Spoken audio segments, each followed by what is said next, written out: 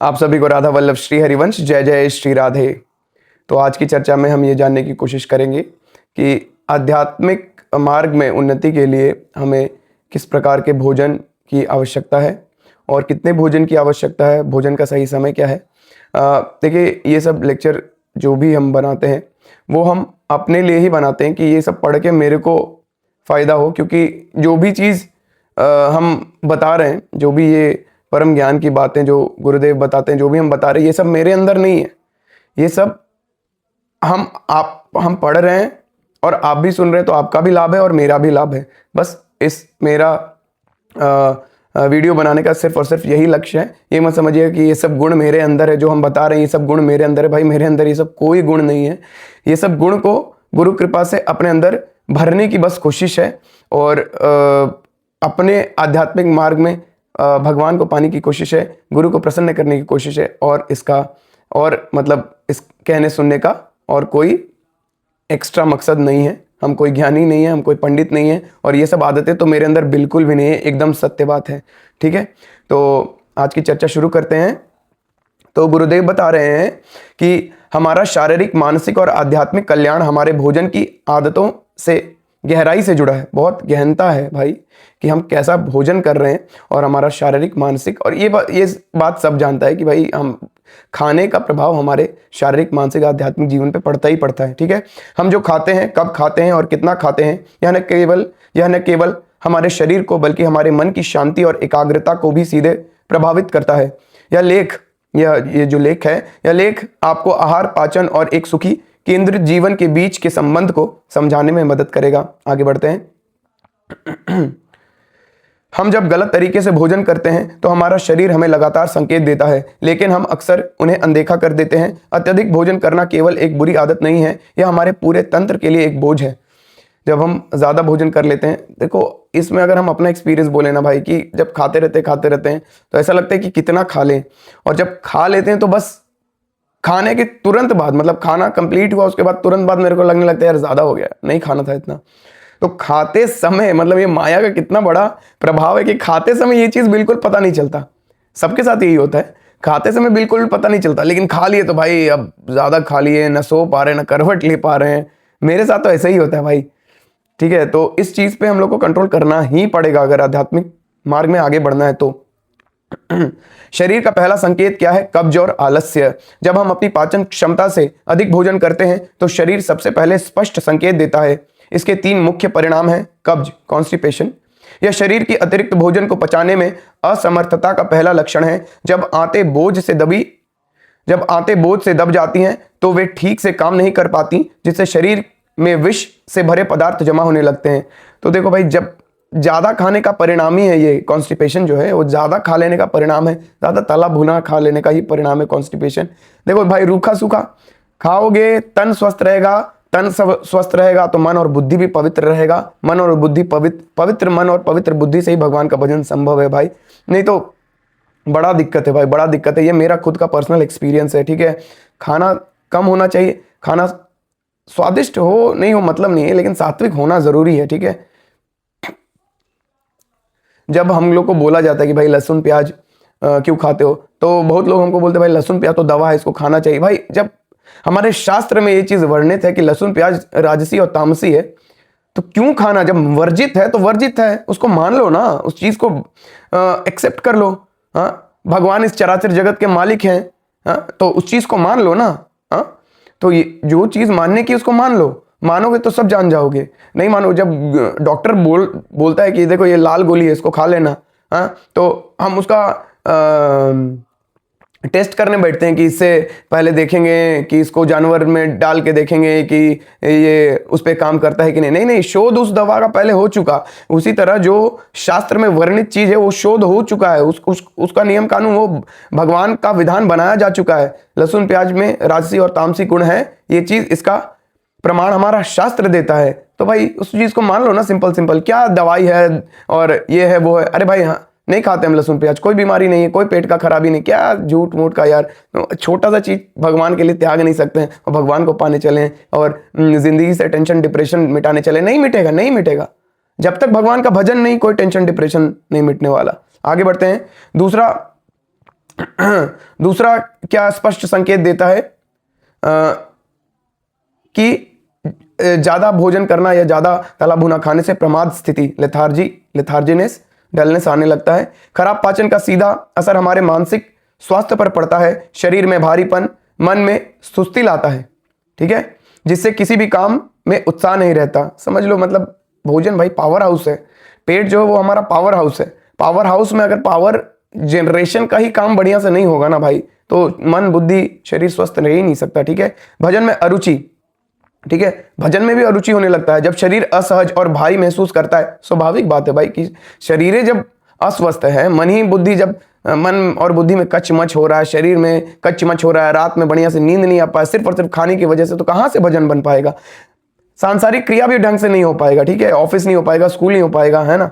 तो मन सकारात्मक क्या होता है? जब शरीर असहज और भारी महसूस करता है तो मन सकारात्मक या आध्यात्मिक गतिविधियों पर ध्यान केंद्रित नहीं कर पाता। शरीर की बेचैनी मन की शांति को भंग कर देती है। ये सब बात छोटा छोटा है, लेकिन बहुत बड़ा इसका इंपैक्ट पड़ेगा अगर इस चीज को मान लेते हैं तो, ठीक है। आगे बढ़ते हैं। देखो भोजन का मानसिक प्रभाव क्या है। सात्विक भोजन भी तमोगुणी बन सकता है। सात्विक दाल, भात, रोटी, सब्जी भी, मतलब एकदम सादा भोजन भी तामसिक बन सकता है। कब? यह एक गहरा सिद्धांत है कि भोजन का गुण केवल उसकी प्रवृत्ति पर ही नहीं बल्कि उसकी मात्रा पर भी निर्भर करता है। यानी स्वास्थ्यप्रद और सात्विक माना जाने वाला भोजन भी यदि अधिक मात्रा में खाया जाए तो शरीर में तामसिक या नकारात्मक प्रभाव पैदा कर सकता है। उदाहरण के लिए दूध को एक सात्विक आहार माना जाता है, लेकिन इसकी अधिकता भी शरीर में आलस्य और जड़ता पैदा कर सकती है। जब हम यह समझ जाते हैं कि समस्या क्या है तो हम समाधान की ओर बढ़ सकते हैं, जो आश्चर्यजनक रूप से सरल है, ठीक है। देखो भाई, छोटा छोटा चीज है ना। देखो, गलती को गलती मान लो कि मेरे से गलती हो रहा है, तो अपने आप हमारा मन और बुद्धि, मतलब बुद्धि, मन तो नहीं, बुद्धि ये चीज बताने लगे कि भाई ये चीज गलत कर रहे हो, और गलत कर रहे हो तो थोड़ा थोड़ा सुधार करते करते एक दिन छोटा छोटा प्रयास भी आपके जीवन में बड़ा बड़ा परिवर्तन लेके आएगा। मेरा पर्सनल एक्सपीरियंस है। आगे बढ़ते हैं। भोजन का सुनहरा नियम बताते हुए बता रहे हैं गुरुदेव कि कितना और क्यों भोजन, कितना और क्यों लेना चाहिए, ठीक है। हमें केवल यह सीखना है कि हमारे शरीर को वास्तव में कितनी आवश्यकता है और भोजन का असली उद्देश्य क्या है। कितना भोजन पर्याप्त है? एक सरल नियम, 2 रोटी की भूख बाकी रखो।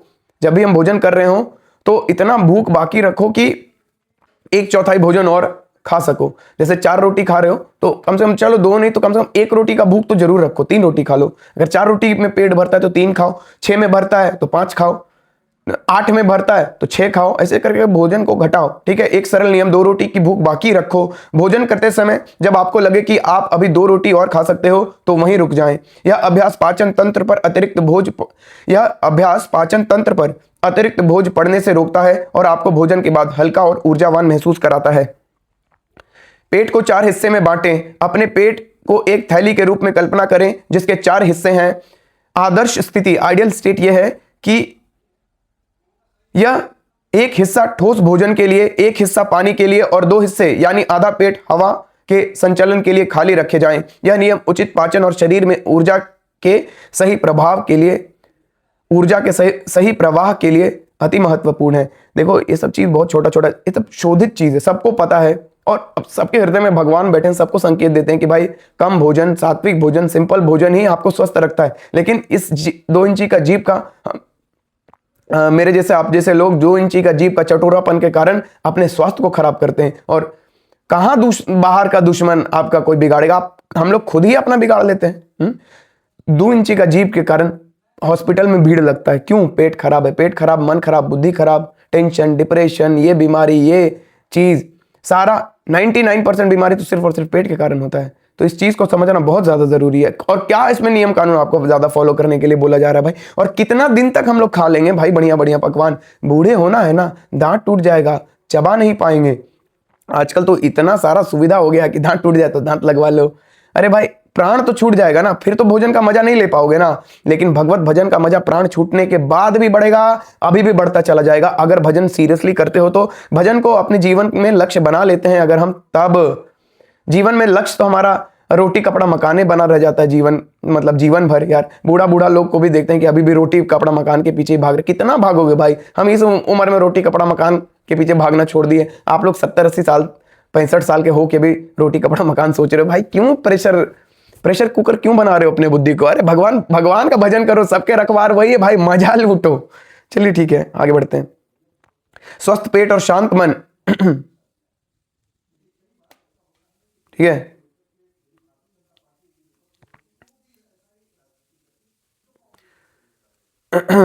भोजन का मूल उद्देश्य जीभ के, ठीक है, हाँ ठीक है, भोजन का असली उद्देश्य बताते हुए गुरुदेव बता रहे हैं, स्वाद नहीं प्राण पोषण। हमें अपने दृष्टिकोण को बदलने की जरूरत है। भोजन का उद्देश्य क्या है? स्वाद चखना भोजन का उद्देश्य नहीं है भाई, प्राण को पोषित करना भोजन का उद्देश्य है। अरे भाई, जीवन का उद्देश्य पहले समझो।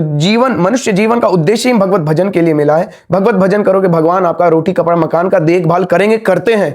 भाई अपना पर्सनल एक्सपीरियंस बता रहे भाई, डंके की चोट पे बता रहे हैं, सीना फाड़ के बता रहे भाई, सीना ठोक के बता रहे कि भगवान का भजन आप करोगे, ईमानदारी से करोगे, भगवान आपका रोटी कपड़ा मकान। क्या है भाई, भगवान के लिए सब चीज कोई बहुत बड़ा चीज है क्या? नहीं नहीं नहीं, आराम से बहुत बढ़िया से देखभाल करते हैं भाई। उतना बढ़िया से कोई देखभाल नहीं करता। अभी कोई जानलेवा बीमारी आपको हो जाए तो कौन देखभाल करेगा भाई? डॉक्टर बचा लेगा, मम्मी पापा बचा लेंगे, भाई बहन बचा लेंगे, पत्नी बचा लेगी, कोई नहीं बचा सकता भाई। भगवान ही सहाय है, आखिरी सहाय। ठीक है, तो पहले ही भगवान के शरण में हमको जाना है ना। तो शरीर का जो प्राथमिक उद्देश्य है, पहला और आखिरी, प्राथमिक क्या, पहला और आखिरी उद्देश्य भगवान की प्राप्ति है, भगवान का भजन है। तो अगर भगवान का भजन लक्ष्य बना लोगे तो भोजन का स्वाद नहीं, भोजन को प्राण पोषण के लिए आहार ग्रहण करोगे। तो प्राण पोषण हमें अपने दृष्टिकोण को बदलने की जरूरत है। भोजन का मूल उद्देश्य जीभ के स्वाद को संतुष्ट करना नहीं, बल्कि प्राण पोषण, जीवन शक्ति को बनाए रखना है। जब हम भोजन को केवल ऊर्जा और पोषण के स्रोत के रूप में देखते हैं तो हम अपनी इंद्रियों पर नियंत्रण हासिल कर लेते हैं और अपने स्वास्थ्य के लिए सचेत विकल्प चुनते हैं। ठीक है, मन वश में आ गया भाई, मन वश में आ गया तो क्या, मन से कुछ भी करा लो भाई, समझ रहे हो? भोजन नियंत्रित करो और मन को वश में कर लो। मन को वश में किए, मन से भजन कराओ, खूब कराओ। ठीक है, आगे बढ़ते हैं।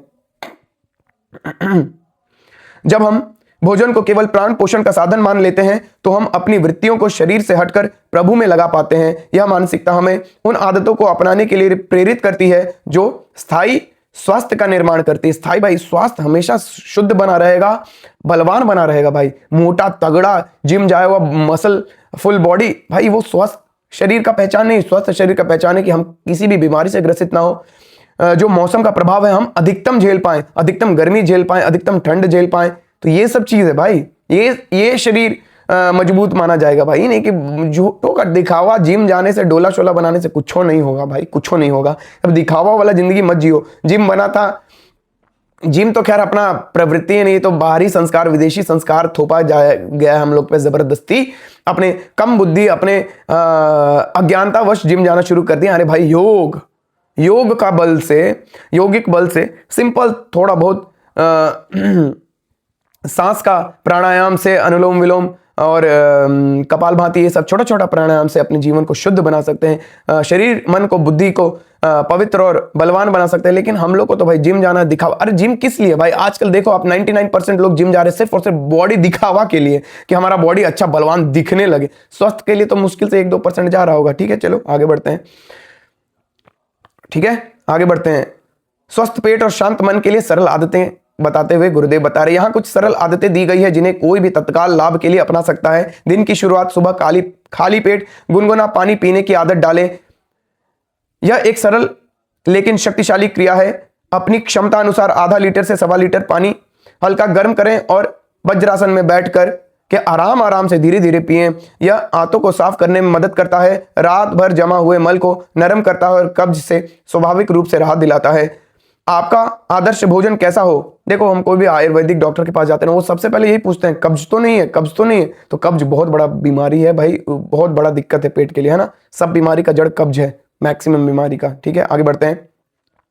आदर्श भोजन मतलब आइडियल भोजन कैसा हो? यदि आपकी जीवन शैली में भारी शारीरिक श्रम शामिल नहीं है तो आपका भोजन हल्का और सुपाच्य होना चाहिए। भारी और तले हुए खाद्य पदार्थ उन लोगों के लिए हैं जो दिन भर कठोर मेहनत करते हैं, लेकिन यहाँ उल्टा हो रहा है। दिन भर हम लोग क्या कर रहे हैं? कंप्यूटर पे काम कर रहे हैं, शारीरिक श्रम कुछ है ही नहीं, एक्सरसाइज करते नहीं है, और गरिष्ठ भोजन चिल्ली, चाउमीन, अकोड़ा पकौड़ा, मोमोज और पता नहीं क्या क्या, डोमिनोज और पता नहीं क्या क्या, पिज्जा बर्गर, ये सब खाते हैं। गरिष्ठ भोजन किसके लिए? जिसके जीवन में ज्यादा श्रम है। हमारे जीवन में ज्यादा श्रम नहीं है, लेकिन गरिष्ठ भोजन भर भर के, और जिनके जीवन में बहुत ज्यादा श्रम है, आज भी आप जाके किसानों को देखिए, दाल भात, दाल भी उनको नसीब नहीं है, माड़ भात, पानी भात, अचार, हम देखें ऐसे लोग, मतलब ऐसे ऐसे किसान भरपूर मात्रा में खाते हैं, क्योंकि उनके शरीर को उतना चाहिए, उतना कैलोरीज चाहिए, तो वो खा रहे हैं इतना सादा भोजन, हाँ, और हम खा रहे हैं गरिष्ठ भोजन। तो उल्टा तो हो ही रहा। उल्टा करोगे और सोचोगे कि जीवन स्वस्थ हो जाए, मानसिक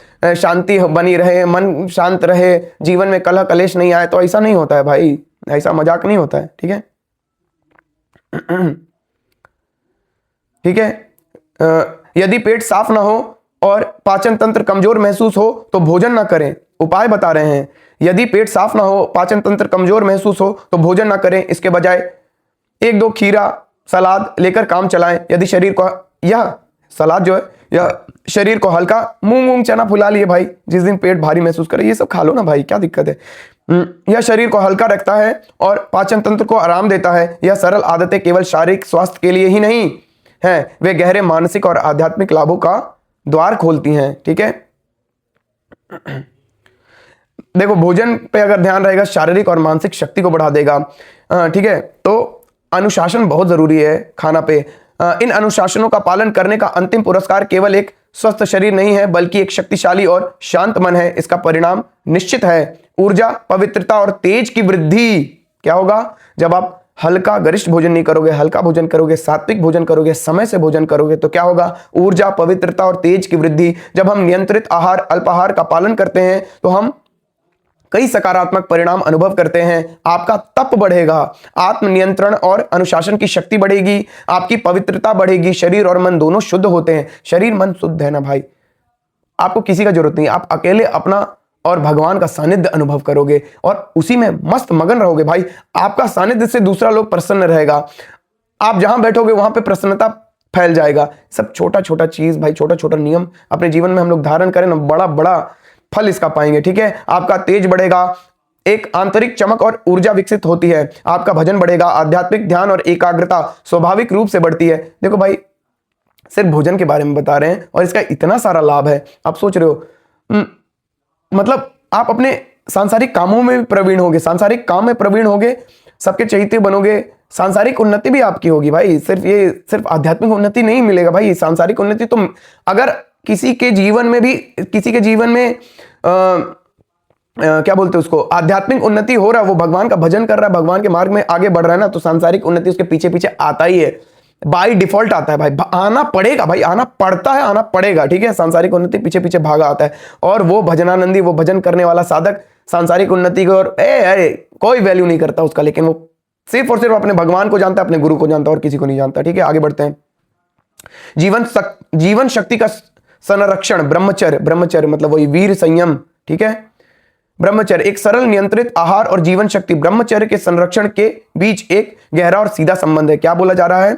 एक सरल नियंत्रित आहार, एक सरल मतलब कम, और नियंत्रित आहार और जीवन शक्ति मतलब वही ब्रह्मचर्य, एक सरल नियंत्रित आहार और ब्रह्मचर्य के संरक्षण के बीच एक गहरा और सीधा संबंध है। इस बात को समझिए, सूखी रोटी और दाल जैसा सादा भोजन मन में काम चिंतन उत्पन्न नहीं करता। भाई सूखा मुखा खा लोगे ना भाई, काम से सलाद उलाद खा के चला रहे, काम चिंतन उत्पन्न नहीं होगा। लेकिन इसके विपरीत गरिष्ठ पदार्थ सीधे मन को उत्तेजित करते हैं और जीवन शक्ति वीर के क्षय का कारण बनते हैं। वही मास्टरबेशन भाई, ये सब चीज भी गरिष्ठ खाओगे तो मन विचलित रहेगा, इधर उधर भागेगा, लड़की में भागेगा, गलत दृश्यों में भागेगा, माता बहनों में जाएगा, गलत वृत्तियों में जाएगा। तो ये सब चीज ध्यान रखनी भाई, छोटा छोटा चीजें अपना के देखो, जीवन में बड़ा बड़ा परिवर्तन आने लगेगा। ब्रह्मचर्य के क्षय मतलब वीर नाश के परिणाम बहुत गंभीर हैं। इससे स्मृति शक्ति लोप होने लगती है, एकाग्रता खत्म हो जाती है। और कुछ डॉक्टर तो बोलते हैं भाई वीर नाश बहुत नॉर्मल चीज है, तो नॉर्मल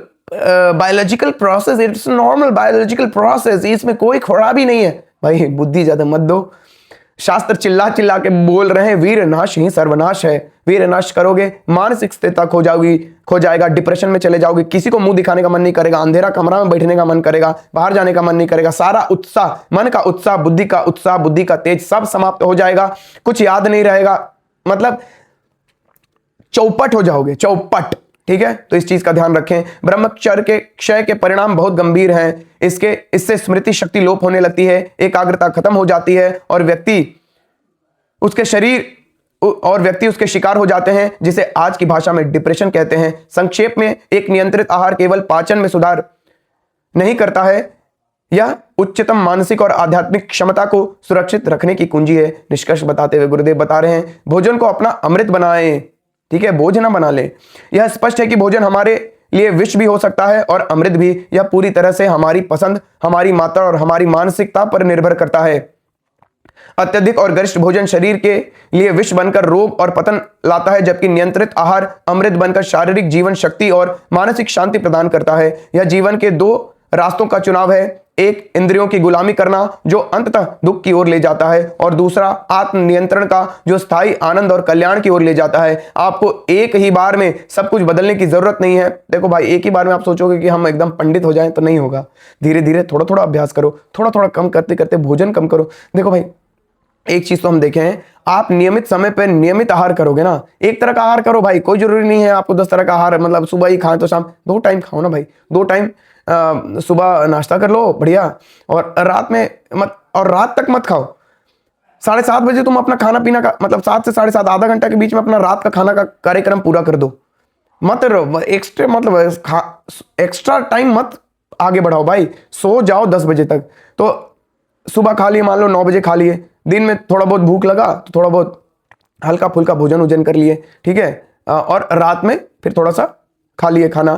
ठीक है, और सब खाना थोड़ा भोजन से कम, और नियमित टाइम पे खाओगे तो नियमित टाइम पे आपको शौच लगेगा। नियमित टाइम पे शौच लगेगा तो एक रूटीन में आ जाओगे, एक बायोलॉजिकल क्लॉक में आ जाओगे, और जब आप नेचर के साथ अलाइन हो जाओगे, नेचर के साथ सिंक्रोनाइज हो जाएगा आपका बायोलॉजिकल सिस्टम, जो आपका पाचन तंत्र है, तो आपको बीमारी हो ही नहीं सकता भाई। सिंपल सा नियम, क्या इसमें बुद्धि लगाना भाई, क्या बुद्धि लगाना। लेकिन हम लोग क्या कर रहे हैं आजकल, देखने को 90% लोग साला 12-1 बजे तक जग रहे हैं यार। शर्म नहीं आ रहा हम लोग को, है 12-1 बजे तक जग रहे हैं, सुबह उठ रहे हैं भाई सूर्योदय के बाद।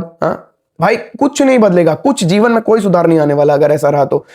सूर्य भगवान के उठने से पहले उठ जाइए, नहा धो के फ्रेश हो जाइए, जल ढारिए, पूजा करिए, तब अपनी दिनचर्या में लगिए। हाँ, भगवान का भजन नहीं करिएगा, ये सब चीज नहीं आएगा जीवन में, और एक ही बार में नहीं आएगा, धीरे धीरे आएगा, इसलिए घबराने की जरूरत नहीं है। पहले भोजन पे नियंत्रण करिए, भोजन पे नियंत्रण करिएगा, मन पे बुद्धि पे नियंत्रण होगा, उसके बाद मन और बुद्धि, नियंत्रित मन और बुद्धि से धीरे धीरे भजन को बढ़ाने का प्रयास करिए। ठीक है, आगे बढ़ते हैं। ठीक है, यह जीवन के 2 रास्तों का चुनाव है, एक इंद्रियों की गुलामी जो अंततः दुख की ओर ले जाता है, और दूसरा आत्म नियंत्रण जो स्थायी आनंद और कल्याण की ओर ले जाता है। आपको एक ही बार में सब कुछ बदलने की जरूरत नहीं है, आज ही एक छोटा सा बदलाव करने की शुरुआत है। थोड़ा थोड़ा कम भोजन करना शुरू कर दें। आपका आहार ही आपका सबसे बड़ा तप है, इसे विष नहीं अमृत बनाएं। नेक्स्ट वीडियो में मिलेंगे। आप लोग भजन करिए, नाम जप करिए, नित्य सत्संग में बने रहिए, और प्लीज आप लोग से नम्र निवेदन है कि नाम जप मत छोड़िए भाई, नाम जप करते रहिए। नाम जप के बल से ये सब कुछ होने लगेगा। भगवान का चिंतन, भगवान का नाम जप, भगवान का सत्संग नित्य होना चाहिए। भगवान का भाई संध्या पूजन और सुबह का पूजन तो भगवान का होना ही होना चाहिए हमारे घर में। क्या अपने आप को हम लोग हिंदू बोलते हैं, क्या सनातनी बोलते हैं भाई। ये सब चीज़ को ध्यान रखिए। ठीक है, इसी मंगल कामना के साथ कि आप लोग नित्य नाम जप करेंगे, सत्संग में बने रहेंगे, संकीर्तन में बने रहेंगे। आप सभी को राधा वल्लभ श्री हरिवंश जय जय श्री राधे।